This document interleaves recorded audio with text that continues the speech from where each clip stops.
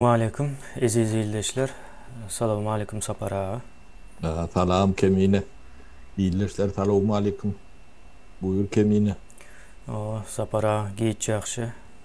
İyileşler size de. Tamam. Size de. O Sapara'ya geçen postmodern o sindrom dedik.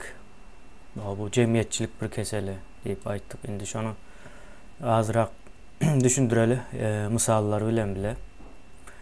O son käbir nemeler vereli. Statistika var da bir nememiz var. Onu vereli. Şolom çoğun içine değişli olan için. Indi o post-sovet sindromu näme diýmek? Yani sözlere bir-birden nemetsek, analiz etsek. O post diýmek köne, öňkü diýmek. O Sovet, o Sovetler wagty bilýäňiz, komünizm wagty. O sindromu o keseliň nemese. O kesel de, yani keseliň görünýän tarapy. O köne Sovet o keseli, yani bu dünya Türkmenistan'da däl, bütün öňkü post-sovetlerde var şu sindrom. On soňra näme var? Beýlik komünist ýurtlar var, ýa Vietnam diýdi, Kamboçya diýdi, Hytaý var. Şolara meselem el alsak başgaçadyr. Komünizmmi esas bu taýdak mesele. Bolmanan biler. Sebäbi ýene Hytaýam geçti. Hytaýyň has agyrrak komünizmden geçti. Kamboçyan has agyr, has ölüm ýetimli. Şolary el alsam häzir Russiýadan hem tiz ösýän o demokratiýasyna onam has köp bir ýurtlaryň içinde. Indi Ruslaryň, ýani Rus nemesiniň, düşünjesiniň, sferasynyň nemesinden çykan ýurtlar bar ýene Orta Aziýa. Ya da Gündoğur Avrupa yurtları diýilýär. Yani şu yurtları el alanımızda şol Sovet nemesi görünýär de. Yani ösmeýän bildirýär taşyndan seretsen, soň beýleki yurtlar hem şonu görýär. Soň seni edil içine sokmaýar, öz jemgyýetiniň içine. Ya girben bilmeýän. Indi o taýda nämeler var ýene post-sovet sindromunda.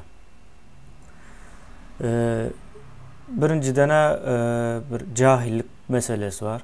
Sovet nemesinden çıkanların köpüsü, yani sistema o neme yetiştiriyor. Edil yeterli derecede bolmalısı yalak yetiştirmeye.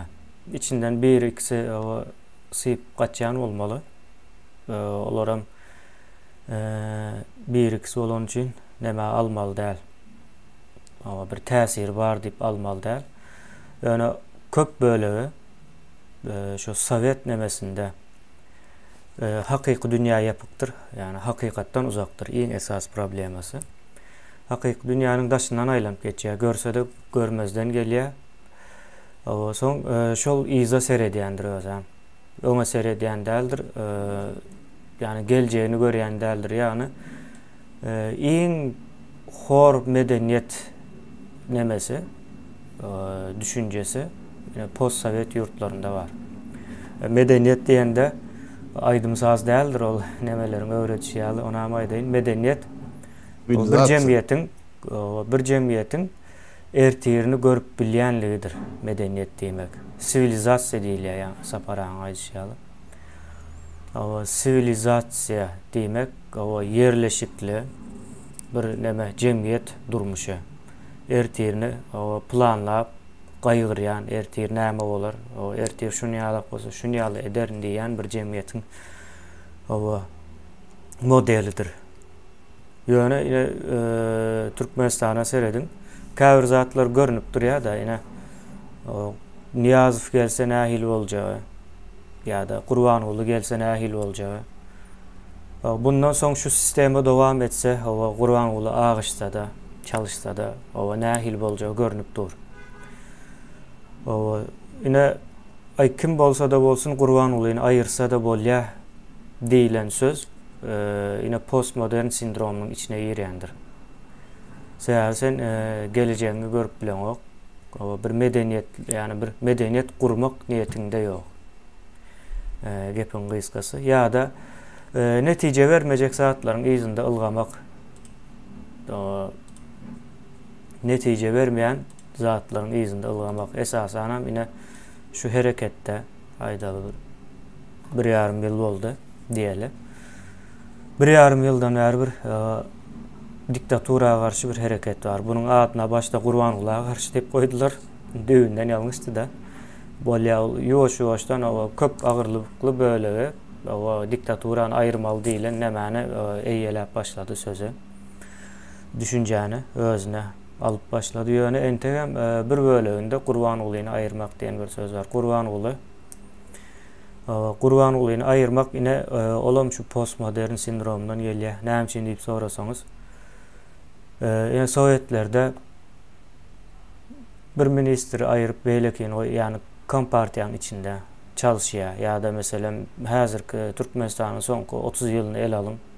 Soňky 30 ýylynda da edilşen ýaly berkäýin jalýar, işden çykarýar, goýuran kemçilikleri, ýene bir zat, ýani ütkeýän däldir. Ya da korrupsiýaga garşy gurama atýar. Şonda da ütkeýän däldir. Ine bu zatlaryň hemmesi postmodern, ýani yalanjykdan etmek nemesi var. Sowyetlerde var esasen bu. Sowyetlerde yine hasıl alýardy ýyldan ýyla paxta ýa-da galla diýeli, buğday hasılyny alýar. O şonu doldu, hatta köp gereğinden köp doldu diýip propaganda edýärler telewizorlarynda. Indi edilşoňa meňzeş nemeden soň geçdi. Entegem şol nemeler, oýunlar dowam edýär. Bu ýyl gurakçylyk boldu da. Şonda da hemme nemelerimiz dolduk diýip aýdýandyrlar. Olar aýtsyn ýöne hakykat olar bir tarapyndan iýip gelýär. Hakykatyň garşyna çykyp bolmaýar da ýüzleşmeli bolýan. Iň soň ýani näme diýmek hakykat? Iň soň öz goýberen kemçilikleriň ýa-da o görmezden gelen yerlerin karşıyına çıkmağı demek hakikat. Ularına indi karşısına çıkıyor ve gidecek yeri yok. Indi yurdun daşında oyandım deyip baba koşadırının içinde oyandım deyip aydıp baba postmodern sindromun içinde hareket edenler var yine. Bir pikredin ullakan bir sistemany ütkötmek diýen bir zat var. Sistemany ütkötmek üçin miting ya protest edilýän däldir. Ol diňe Gurbanullahyny çalışmak üçin belki işe olam yaramaýar. Ona aýdyp konsultuwan öňünde bolsa konsul satışak ya, konsul düzetjek bolýar. Ha, konsul düzetjek bolýan bolmagy mümkin. Ona maýdan oklarda bolýar. Ýöne kimi düzeltjek bolsa da konsul düzeltmäne de güç yetmeýär şo taýda. Mitinglerdäki maksat o nägileliňi bildirmek, o düzeltmek, o düzelmese eýem o seniň daşyndaky zat. O düzelmeýär köp ýagdaýlarda. Ine Belarusiýany el alaly. Belarusiýada o iň uzun, belki de 21-nji ýüzylyň iň uzun ve köpçülükleyin edilen bir protestim kendi pikrediyen milyonlar çıktı ve 3 ay pikredin. Yöne şunun ýaly bir zat var, bir revolüsiýa diýip aýdaly. Revolüsiýa boljak wagtda hem halk kanatından hareket bolmaly, o hem intellektual kanatdan hareket bolmaly. Yani iki taraplayın gidiyandır bu hareket. Indi pikredin halk diýmek näme? Halk diýmek 3-4-5 adamdan ibaratlyk däl. O halk bolmaýar. Ol bir näçe ýa bir kijijek topar diýip aýdyp bilýäňiz, 3-5 adamdan ibarat bolsa. O ýa-da bir näme? Köpçülik, o topar köpçülik şoňa bir atlar berip bilersiňiz. Ýöne halkyň ýerine geçýän däldir. Halkyň ýerine geçýän däldir. Siýasy nämede platformada da halk bolmak üçin 51% bolmaly. Yani siýasy nämede ýöne olam ýalňyş. O taýda da ýalňyşlyk var. Halk 100%'tir hemişe. 100%'tir ýöne käbir zady o başarmak üçin belli bir 50%'nin üstündäki ýagdaýlar ýetýän bolmaly. Ýöne ine beýlek tarapdan hem seretseňiz Türkmenistanyň 93% halkı nägile. Onu hemmemizden bilýäs. Yöne miting protest diyalog meselelere tayar del, näme üçin tayar del? Türkmen halkı garantiyacı halktır. O çağırsan gelýän däldir yani. Şo nemede gat akıllıdır. Aňyrsyny görmän hereket edýän däldir. O buna şu wagt aýdyp geçeýin diýeri gelende. Yumuşak görünüşinde. Soň beýleki tarapy var bunun. Beýleki tarapy hiç haçanam mitinglere 2-3 tane adam çağırıp soň tutuş halk gelýän däldir. O indi nämäni el alın Belarusiýany. Belarusiýada başta halk köçe çıkarmakta. O birler çağırdymy? Köçe çıkın indi diýip. Ya da o bir ýyldan bäri çağırıp gelýär köçe çıkın diýip. Ýönekejek bir näme. Ine şu zatlar şu bolýan ýagdaýlar postmodern sindromuň içinde bilelikde gelýär. Yani şonun netijesi. Yani biz o köpçülik o öňüni görüp bilmeli. Öňüni planlamaly. Ertir men aýdaly 5 kişi bolup men miting geçsem näme netije berjek. O bu bir. İkinciden o bir kanun bolmaly däl hiç zat yani. Ondan şu wagt Türkiýanyň häzirki wagtynda diýen. Häzirki wagtynda näme bar Türkiýanyň? O hemme yer ýangyn. O 10 milyon diýerler. 10 milyon sığınmacı var diýe. Uruşdan gaçyp gelenler. O 2 milyon göçmen var yani. Türkmen göçmen var. O yeniden epesli Eýrandan gelen o göçmenler var bir wagtlar. Soň Irak'tan gelen o Türkmen göçmenler var.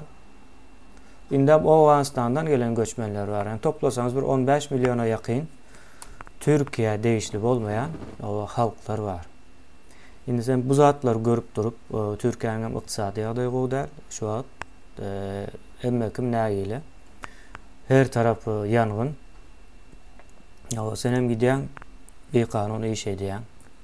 O seni köçede görseler ya da işläp duran görseler bizim ekmeğimizden çalýar diýerler de bizim çöreğimize rızkımızı ýýärler diýen sözler var ya gatykän eşdensiňizdir onu. Men eşitdim şahsan. Şu zatlary göz öňüne tutanyňyzda o şu 5-10 kişi bilen bolmaýar bu bir o ikinciden hem yalan bolmaly däl bu işin içinde. Gaty uly o yalanlar var. Ona ine wagty gelende ýoş-ýoş düşündirjek adamlar var. Ya da düşündirjek gurama var diýip aýdaýyn hatda. Ona düşündirer o bizim üstümüze bağlan zat däl, aýdylmaly bolsa, aýdar sonra.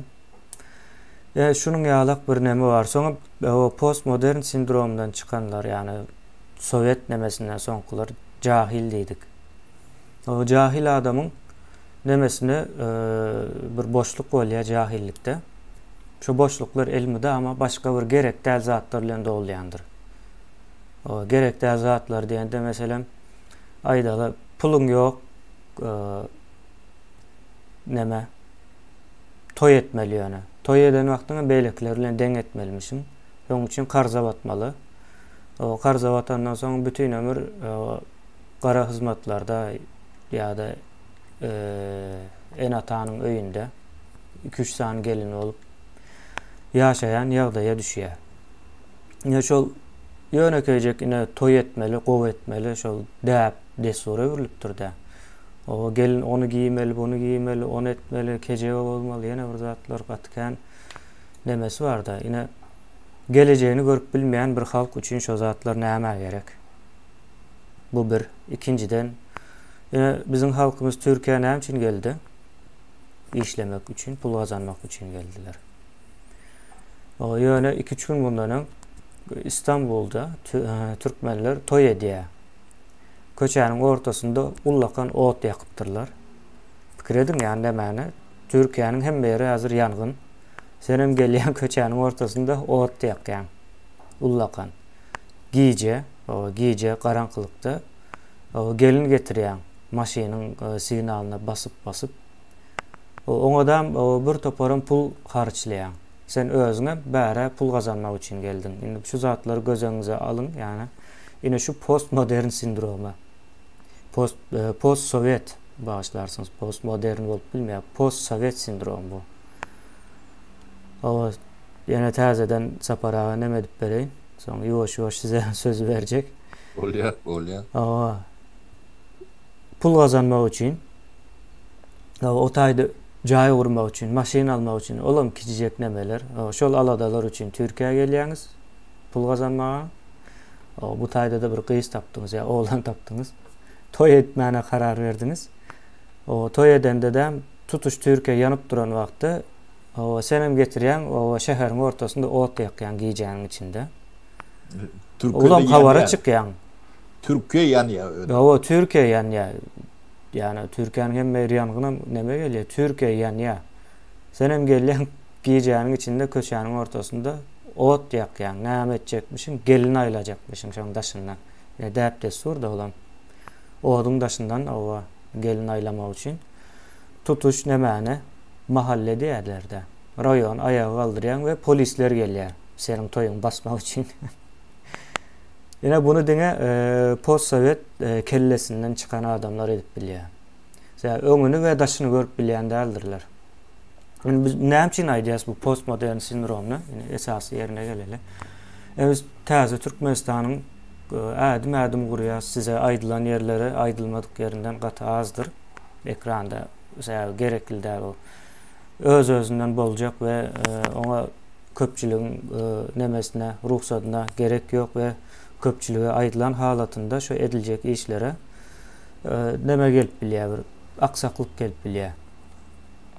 Şonuň üçin käbir adamlar gidýär, öz boluşly gidýär diýip kabul edin. Indi biz şu edilip durulan işlerin netijesinde täze Türkmenistan guruljak. Täze Türkmenistana ine şunun ýaly daş töweregine duyarsız bolan, daş töweregine duýup bilmeýän o jemgyýet ýaşap bilmeýär. Ine edil Türkiýede şol giýjäniň içinde ot ýakyp toy eden o toy polis tarapyndan ýatyrylan bolsa, o täze Türkmenistanda da edil şonuň ýalakrak, hatda ondan hem has agyrrak ýagdaýda bolup biler.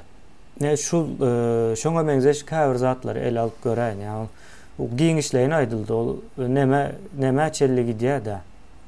İçme çelli gidýär, ona kynansak da. Bu zatlary aýtmaly ýeri we wagtlary bar elmudama saparaga. Size söz bereýin. Bu arada aýtjak ýerlerimiz. Baňa şu ýanky ýaşlaň Sovet nemetini düşünüp bilişi o birad benim üçin gydakly hem geň neme kendini türkmeni başka dille aýtmaly bolýar da. Bunu tebabi öz kümtükliğim yetik, yani milli değerimiz var, neme hayatiyetimiz vardır. Onu reddedecek olyalar olun reddeder yalak derler. O milli Türkmenin milli hayatiyetidir kümtüklük. O kanı da çünkü den nemeti vardır, hayatiyeti vardır. Gaterbettir, Türkmenin betbaşçılığı şunalaktır. O dine Türkmenistan'ın içindeki Türkmenim değildir. Dünyanın her yerindeki Türkmenim şunalaktır. O katır ervet sattı. Şol adamdan yüpünün üstünde odun oynulayan değildir. Yani normal cemiyette. Şulon bir ara gelip nemetmeyenim şundandır. Täänip duranlar şun nemet şundandır. Bunu Türkmen'e ne alıp düşündürmedi. Mesele şu taýda ýatýar. Bu kıyın zattır. Yani hakikati kabul etmeleri ýalak biraz adamyň bir nemeti bolmaly aňyrda. Yani altyapysy. Şonu kabul edip biler ýalak. Ondan şonu görüp düzedip biler ýalak. Ne cemaatın mollası ya da işani, yani işan ağa menden gatwurmasyn. Oturuk bolsa diye cemaat sıçak bolur diye. Yani Türkmenin kadimi nemeleri vardır, atasözleri vardır. Yani sen bir topar misal getirdin de. O ne onu ne hat yokorraklardan görülmeli alyan ya görüllü bolmalı. Vedipelerden, uromalardan, kuruluşlardan başlayıp ne prezident misal için ne adamlar görüllü olmalı. Ne son ben yok ettim şu işten gelişi, işe gidişi o akranatın sani, maşinlerin sani, o karteji, o yolunun tayinliği, o yolları yapılması, sudatlar neyine gerek? Kellefi, bravo, ya, yani işleyen, çalıcı işleyen, bir adam değil, çalı, şıkırdısı var ne mi? Sudatların hem de canım bir direkt attığını, boş sattığını, fiyat at, adamın gözünü korkutmaya, güçlüğünü korkutmaya, yani ağırtında hiç sat yoktuğunu, ödüm dünyanın çıklayıcısını, yani prezidentin misal için, bir hepte çok gelip gitme, işe gelip, öyüne gitme, merapiyatının çıklayıcısı vardır. Şoňa ähli Türkmenistan'ın etraplarından, onu ilçhanalarda, yani düğün ben pasport almalı gidem de maşin çıkar da pasport demedilen, değil mi? Şoň bilen üpçün edip bolýardy. Yani işe gidip gelmesi, yani bir prezident. O hem de çıkıcı. Tayda näçe adam, näçe teýişde, näçe maşin, o patkulçu. O dünyanın masrafa. O şeydi gelenle de bir yankı yıllı tutyan oldu da. Eminim. Bank sistemasi yok. Yok. Bank sistemasi yok. Pul sistemasi yok. Pul öwrüşü yok. Elden aýlýar, stolun aşağından aýlanýar da. Yok çodatlar.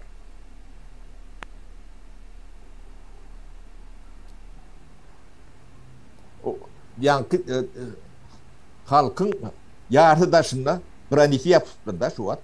Onu açsa galanam çıkıyor.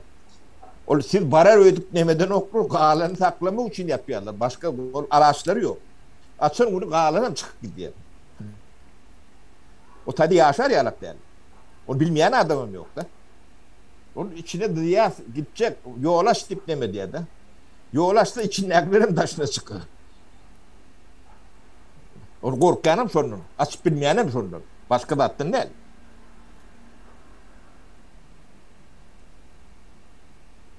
Ne Türkmen'in nemesi, bu nereden neme diye, ne post Sovyet nemesine dolanıp gelelim. O yankı Vladimir İliç Ulyanov deyip bir neme vardı Volodya. O şoň eksperimenti o ütküş adam yasadılar da. Homo Sovetics diye. Ya Bulgakov nemesinde bu nemesinde gatwo edip berýändir, sabaçy tersi diýendir. It ýüregi deyip film vardır. O iki adam edýärler de. Ana şonuň familiýasy Şarikov. Ne bizimkiler ya postsovet demesinde 99% Şarikov'dur. O neyle üstün yapaysınlar, medeniyetli olsun demesi olsun. O aşağıdan çıkıp da. O Şarikov değerleri öldürdüler, kulaklardan çıkarıp demettiler. Sayparladılar. O yek tukkalın olaymasın. Ya o Çingiz Aytmaz'ın o demeti vardır. Yani Polistanlık gibi. Adamlar mankurt diyalak da. O demesi ne Ştayk geliyorlar, Ştay'da da ken postsovet demesinden gelen adamlar katı kendine. Onun deme yok şu yerler. Yani Afrika'dan gelen, Arap devletlerinden gelen mülteciler var da, imigrantlar. O şolara namdırak tere diyen, biz onlardan medeniyetli molun bir de nemeden yok tip tere diye neme diyorlar da. hakikaten hile hormat bilen ya anam bilen nemeden okur da yüdünü yıldıran ortalar tedavi ni prognozuy mi dilen yalak olur yalak deme tuada iki tuada ne ödün ne hile kafa eden dedi öd bolşun var da onne kâte neme diyetse şu aeroportta ulu aeroportlarda oturuyan şeydi yani gelen tamaliyotları pasajirlerini seyrediyen de şu Sovyet nemesine yetişen adam Ankara'da okusun, Germanya'da okusun, Fransa'da okusun tafavut yoktu. Beylakkeş, sen beylakkeş deyip durmalıdır yöresinden bildi yani. Hem de adına. Gidecek yerleri yok. Ben tek bir iki nesil, üç nesil nemetmen bu da atlardan nemetmek katı kıyın. Onun beylakki neme cemiyette de adapte etmez hem ki kıyın. Katı şunu düşünüp özsünde işlemesen o Sovyet nemesi çıkıp durur. Onun şu yukarı hucaylar vardır. Yani Türkmenistan'la ya da köyünü Sovyet Esengan içinde okulan bilim alan nemeden yani fikir ediş nemeleri vardır. O zihinsiz ya bilgisiz de bir polonu okulur.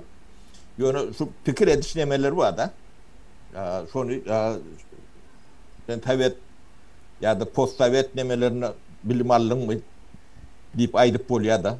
Şolar ikinci üniversitede Amerika'da, Germanya'da utoronlarım var da. Şonuna da ayırıp bolana okuyun kendine. Galiyana kendine. Gendir. Yani düşün, yani fikir ediş, yani formatı yutmuşlar. Sapar abi, şunu yalı adamlar geçen bir yerlerde aytdım onu. Bäre gelip öze tavak yuya. O izinden hem bizim yurdumuz bay deyip övünüyor da işleyen yerinde. Yine bu post-sovyet sindromunun ediyer nemeleri. O sen yurdun bay olsa sen ne için o yurdun daşına çıkıp tavak yuyup bulazan yani. Deyip yöne köyecek bir sorap bilir ha daşındaki yani. Yine şunun yalı neme var. Son sapara yine bir zada geçeli. O şu tayda bir görkezme izleyen demem var. İzleyiciler geçen bir o dünyanın haysi küncöğünde yaşayanız deyip bir ankete demedildi. O 1300 adam koşuldu şu neme koşuluptur ankete yönü. Anketanın neticesinde o 57% yani 1300 adamın 57% neçe oluyor 700'ün üstünde oluyor da. O 700'ün üstündeki adam o Türkmenistan'da yaşayan deyip cevap veriptir. Yine bu tayda iki saniye neme geldik. Onu bağırlamak için yeni anket etmeli öyle. O ankette nehil doğru netice alıp olacak. Onu biz bilip bilemiz yok. Yani ekrana çıkarmana karar verdik. Ankete yiyen bitti de bir hepte olaydı ya da. Bir hepte de bittiyen olmalı ankete nemesin. Şimdi fikredin 2 milyonun üstünde Türkmen var deyip aydiyalar Türkiye'nin içinde. Ya 2 milyonun üstünde Türkmen var olsa ve anketanın neticesine seyretseniz o tayda katı pes neme var közüye. Neçe 20'lerde temen ona özmem açıp göreyim onu. Yani şonça tapavut bolup bilir mi ildeşlerimize şu tayda sorayın. Olaram öz fikirlerini aytsınlar. Şu tayda baktığımız. O neçe 25% Türkiye'nin içinde yaşayan deyiptir. O 57% Türkmenistan'da yaşayan deyip cevap veriptir. O Amerika'da 6%, Avrupa o 8% diye uzak günde yurtları 4% deyiptirler. O indi men size hazır az vaqtdan nemani görkezjek, haqiqi nemani. Aslında nähili. Şonun için çıkardık. Aslını bilýänligimiz için o bir koyduk, bir denep göreldik. İldeşlerimiz nähil cevap veriyor. Bu bir neme. Birinciden ya o ildeşlerimiz o yanlışlık bilen basyan olmalı. Ya da yanlış düşünen olmalı. Nähil düşünen oluplar, o aslın nirel diyen ýalak bir soraga meňzetdi mikenler diýip. Näme şüphemizem bar da doğulan yerin aslın. Delilleyen de arkalarını alacak bolýar. O arkalarını aljak bolýan sapar. Doğru aýtdyňyz. Ýa-da bir näme bar. Bir kümsüklik alamaty var, ýani o biz onu postmodern sindrom diýäs-de, ýani hakykatlary görmezden gelmek. Hakykatda o hemme kim bilýär, Türkmenistanyň içinde o şonça adam bolsa da internete girip, YouTube'a girip şoňa basmagyny basma mümkinçilikleri ýok.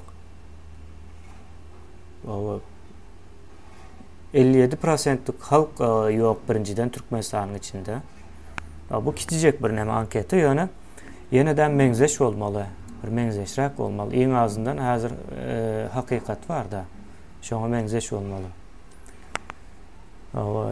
Ýa şonuň üçin sizem pikirleriňizi ýazyň şu taýa, näme pikir edýäňiz? 57% o ildeşimiz ýurdun içinde diýip, ýurdun içinde ýaşaýanlygyny öňe sürüpdir anketada.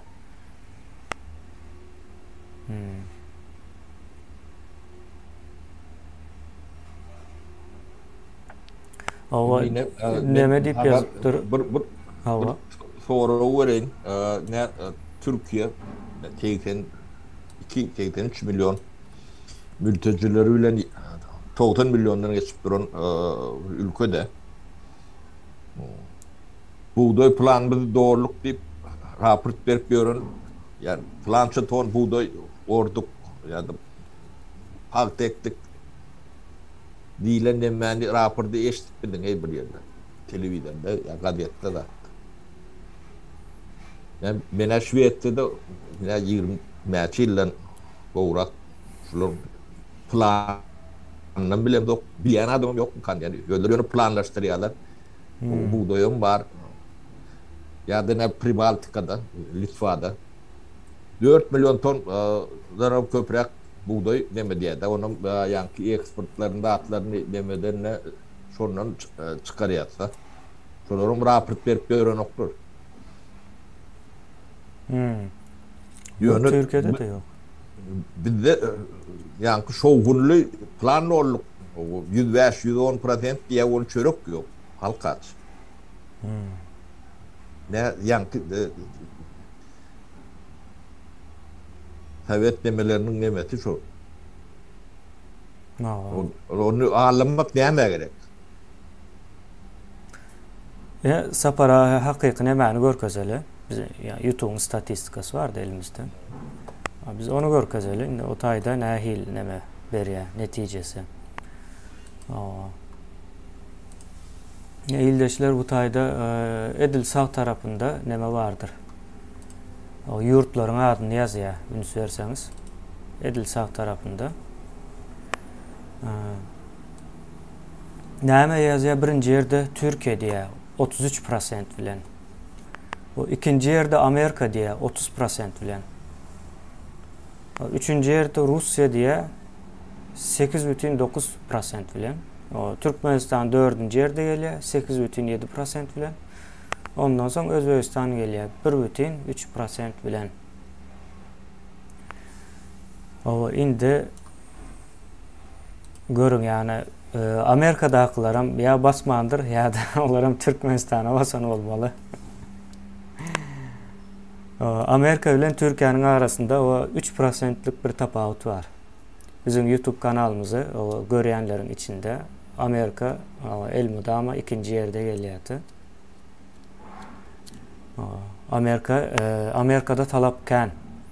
Ýani bir aýlyk bir gaty kän adam görýän bolmaly, bilmedim. Onça adam nereden bar Amerikada, ýa da beýlek türkmenlerim görýän bolmaly. Awganistandan, Erandan göçüp baran türkmenlerim gaty känmiş o taýda sanlary. Olaram görýän bolmaly. Bolýa nämäni aldyk diýeli, ýene bir öňkü bilen dengelen nokta 57% o Türkmenistanyň içinde ýaşaýas diýip jogap berilen zat YouTube'un statistikası 8 bütün o näçe görkezýärdi? 8% değil, 9 değil. O da doğru TVV IP adreslerinden aralıydı. Hava. O 9% olmalı yine şol. Ya 9'a yakınrak olmalı. 57% olma mümkünçiliği yok. Yine bu zatlar ne için görkezeceğiz? Postmodern sindrom var. Bu ya bilgisizlikten geliyor, cahillikten geliyor ya da kümsüklükten geliyor. Neme vardır o Türkmen'de maskara olduk, maskara ediyeniz o yurda bütün dünya maskara diyen bir sözler ulanyandır. Batık o görüyendirler. Bir zat olsa maskara ettiniz deyip o neme veriyorlar. Yani hakikatları yok yüze çıkarmak maskaraçılık değildir ha. Yani hakikat biz o tayda bir hakikati halktan bir eşteli diyen yalakrak bir ankete demettik. Mesela elimizde hakikati yakine deyip aydalı yutumunku hakikati in yakine o statistika var. Yani Türkmenistan'da hiç il statistikanın yokluğunu göz önümüze tutsak YouTube'un statistikası elimizdeki en hakikat statistika Türkmenistan'ın arada.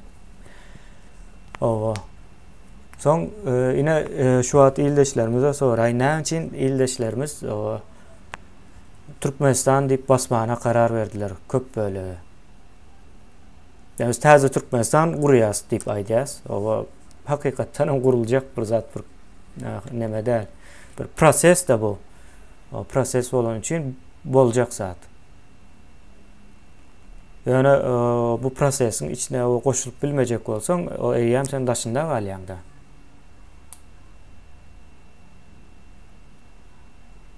Şon yalı sizin hem fikirlerinizi alsak şu dayı hazır. Ankete nerede deyip yazıp soruyorlar. Anketanı men yine tazeden çıkara yarın geçen hepteden demetti.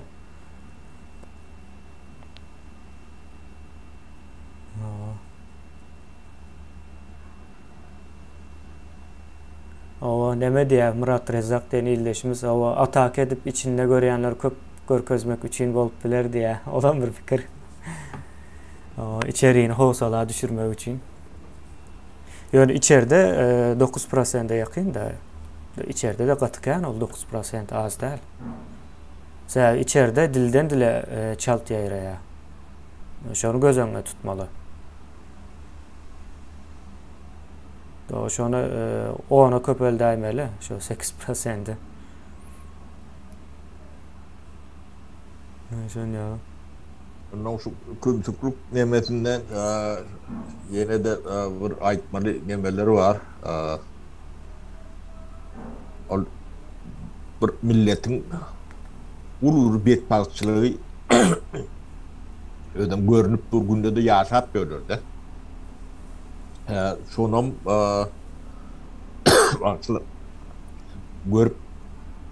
görüp görmeyen yaşayanlarda gözü bilen görüp dur, o cebrini çekip dur. Bunu kontrol edeyen bir topar organlar var. Milisiyası var, kıvası var, süydü var, prokuror var, yeni nemet var. Ben kâbir misalları getirip vereyim. Türkmenistan'da 90 yıllardan beri tiryek belası düğüne görüm ettiniz. Yani cemiyetin 60-70%'ni Bursavallı'da. Şimdi tiryekkeş bağ olsa tiryekse tatyan bağ olmalı. Öyle olun o. O tiryekkeş kâyan olsa tatyanam sonca kâyan olmalı. Ya da sonca yani iri olmalı. Demek narkobaronlar olmalı. Bir hem değil, bir ne için? Sen 30 yıl narkobaronun tutulanını inemeden neşsin mi? Küçücük demeler tutulayandır. Onun tevevi var. Tevevi türme de yankı yemeyen bağdarı. Narkotikun bağdarı. O düzeltmek için falan okur. Sotayı deme oluyor da. Yapıp böyle açık bağdar. Yani neşe bağdarı. Türmen için talap taşın aktan adaldır. Ödüm Koreýany milisiýedir. Yani türkmen içindeki neşe daşın akıdan bazı derler. Bu ten Koreyan öyle Koran oluyor.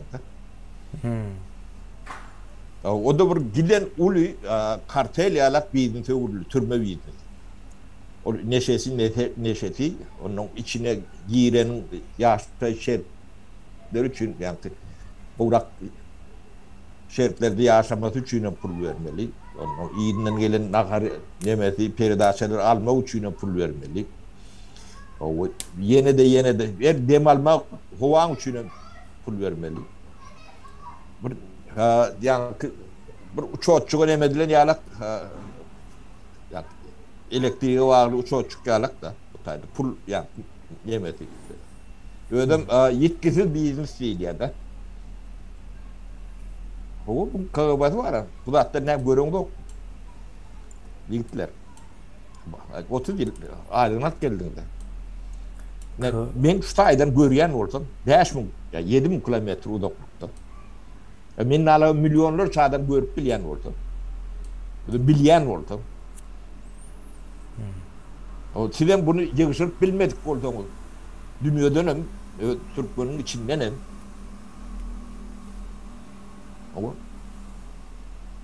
O buna ne mi diyeyim? Ya ne kuruluşu diyorlar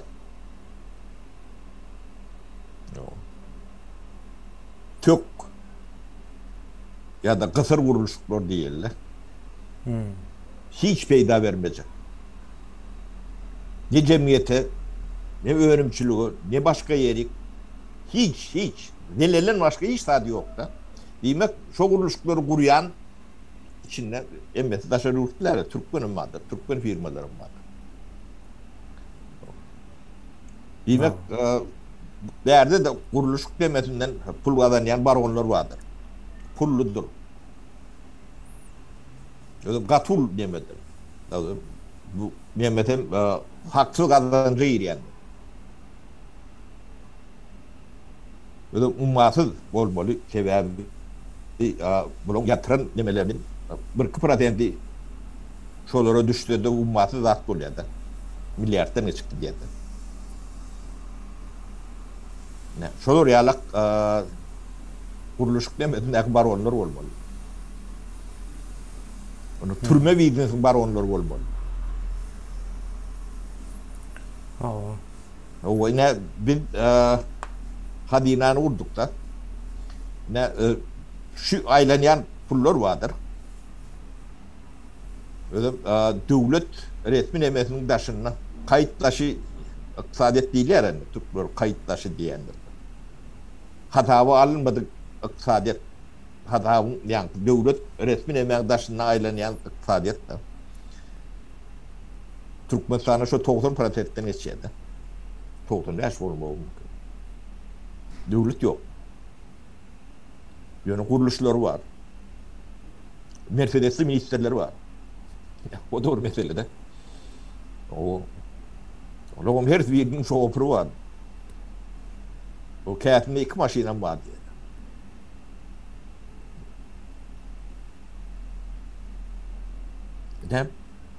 Ne gerek şu kadar?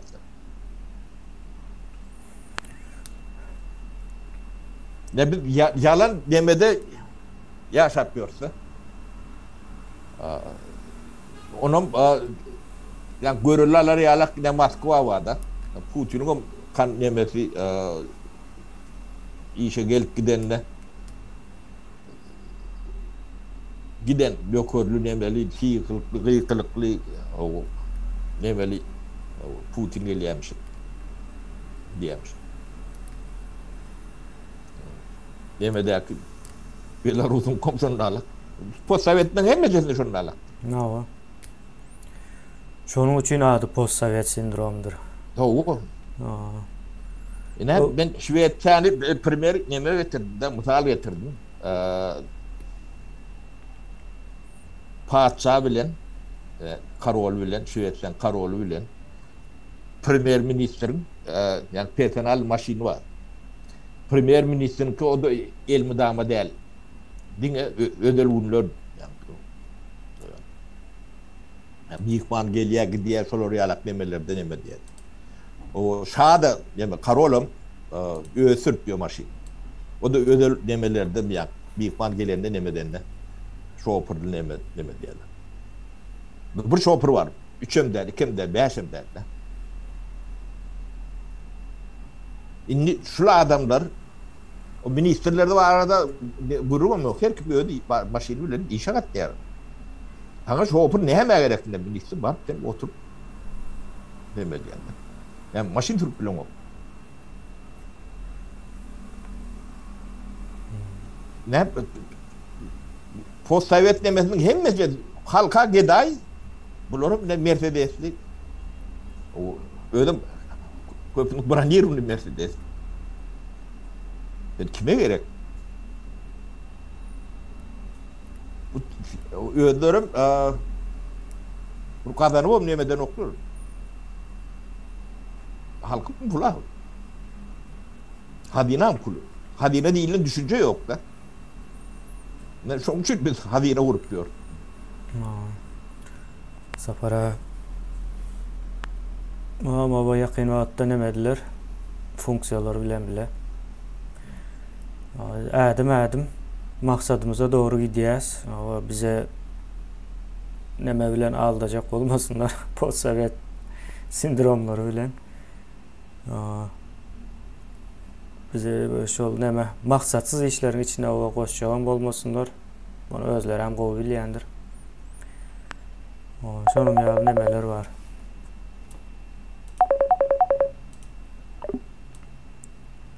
Yani sapara. Umuman ayttık yani aytacak diyeceğimizi o postsovet o sindromunda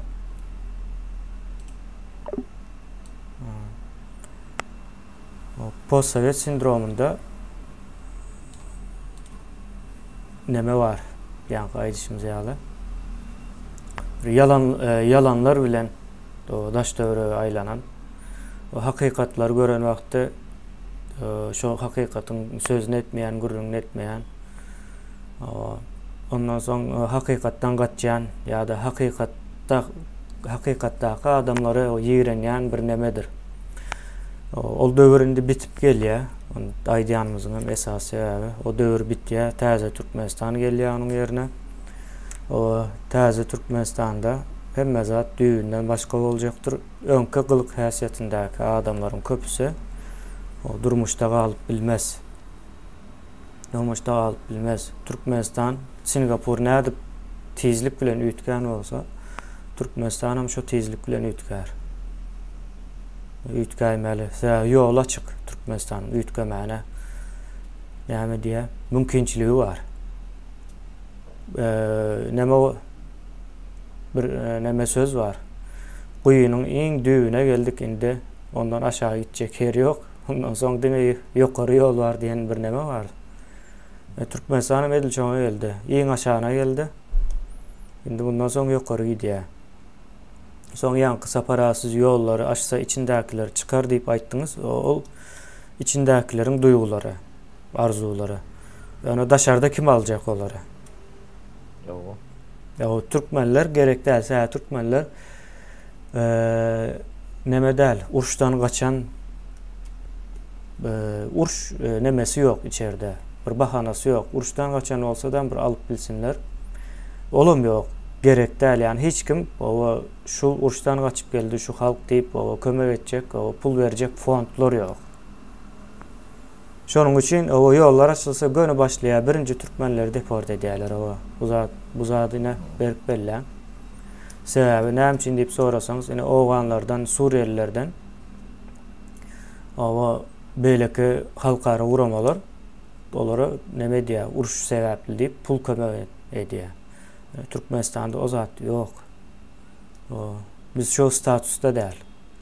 Şunun için bizim yerimize uruştan kaçanların gelmeye has amatlı olacak.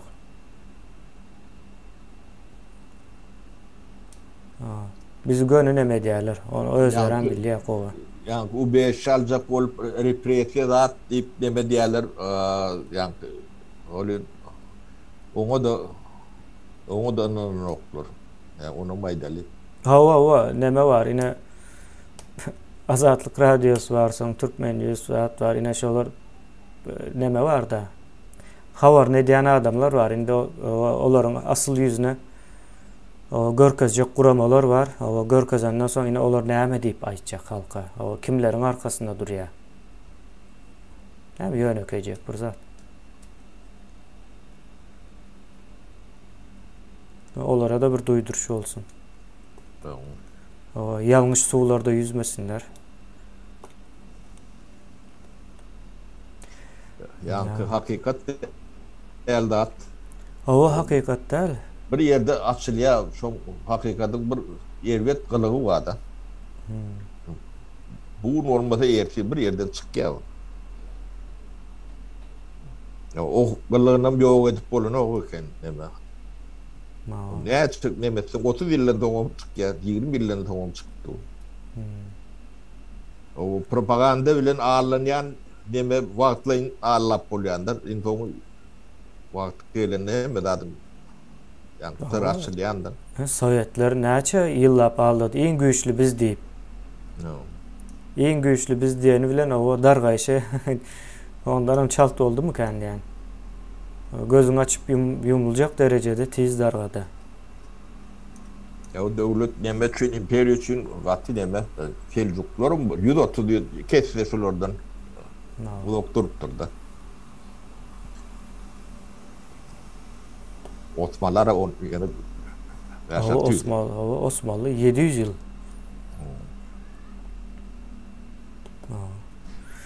Sapara şu tayda nemedeli. Bolya kemine. O azrak olsam düşündürüp o bilen olmalı. Düşündürmek kıyın bu tema yakatı ulup temadır.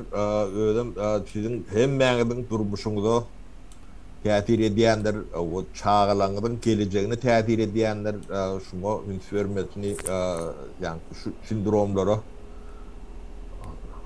biraz dikkat edilmesini, üns verilmesini, üstünde işlenmesini matlagat beriyette. O bir görünen dağıt değerler.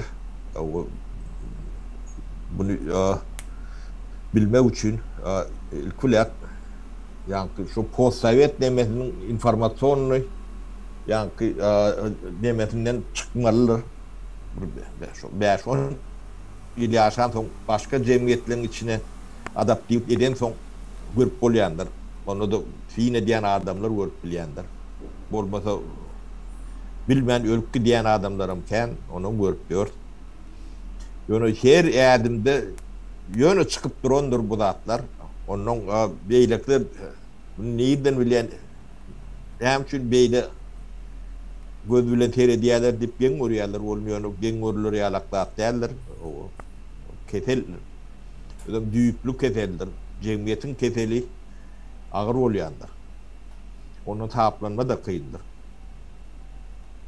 Yani bilen son becerip olyandır. Diagnozu doğru koyup olsa yoş becerleyendir. Ben bana aydıp bilecek rahatlığım şu kemiğine. Bolya sapara. Kendim etmeyelim. Biz o bir zat düzeltmek için o sözler aydamız yok. Bu etcek işlerimiz aydıyaz biz bu tayda.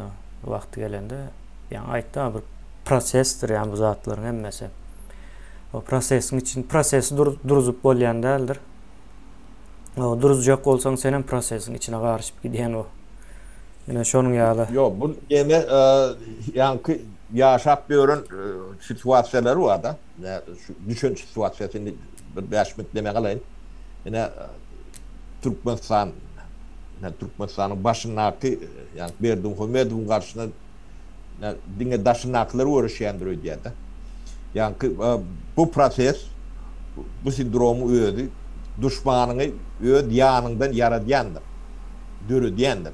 Yani baronluğun atlarına var çıktığında. Onun hem meclisi bir Muhammed Uvepalı olup bilmedi. Onun eline güç var. Şolar sen başına ne Afganistaner ya da revolüsyoner deyip görünürden düşmanın has koluyunda koltuğun aşağında. Bizim has güçlü. Biz olaram görüp otuyoruz. Neme istihbarat dememizi öğrettik, şu da atlan üstüne işledi. Hem meclisinin demeti var. O kağıba görmeyen olsa biz görüyoruz. Sapara kığıbı diýilen bir zat ýok, onu biz Oo. gözümüz bilen gördük onuň ýoklugyny. Yani o da sindromun demeti yan etkileri. Yani bizim demel cemiyetimizde bir katı demografik problemi var. Yani 20 yıl demede boşluk var. Bilgi boşluğu. Nesil dahilerinde de 2-3 nesil dahiler. Şolong öwedin doljak, ýa-ni iden gelýän dolup geçen ok, ýa-ni öňden gidenem gitdi diýen. Bu gaty ulyp ýa-ni aşağıdan çıkıp bolmasy gaty kıyın meseledir. İnsan boşluğu var. Bilgi boşluğu. İnsan boşluğunda da ulaşıp görün deme, ayağı üstüne get görün, kän bolun derdi ýaran. Günärsiz ne şu boşluğu nädip dolduracak? Doldurma mümkün değil. Türkmen bile. Şu boşluktaki adamları ağzı bir olup birleşin diyorlardı. Bunu birleştirip ne yapacak? No.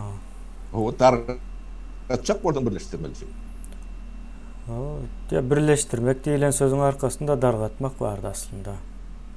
Tersi işleýändir. Türk postsovet nemesinde, prostranswasında o sözler tersini işleýändir. Emme zat. Sapara şu taýda bol edele. Bolýa sag bolun, ýylleşler sagalyklykda görüşelim. Aha. Bolýa sag